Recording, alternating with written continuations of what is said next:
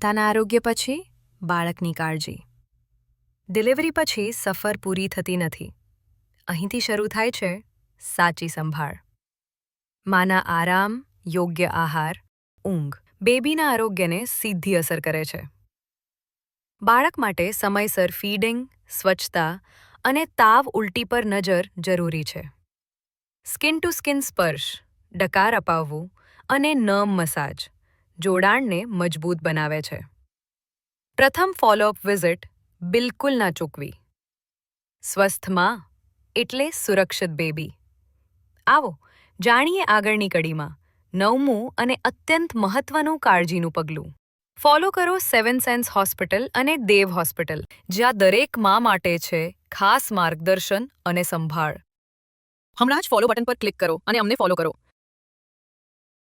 Contact button પર click કરો અને તરત જ અમારો કોન્ટેક્ટ કરો. કોલ બટન પર ક્લિક કરો અને સીધો કોલ કરો. વોટ્સએપ બટન પર ક્લિક કરો અને અમારા સાથે ડાયરેક્ટ ચેટ શરૂ કરો.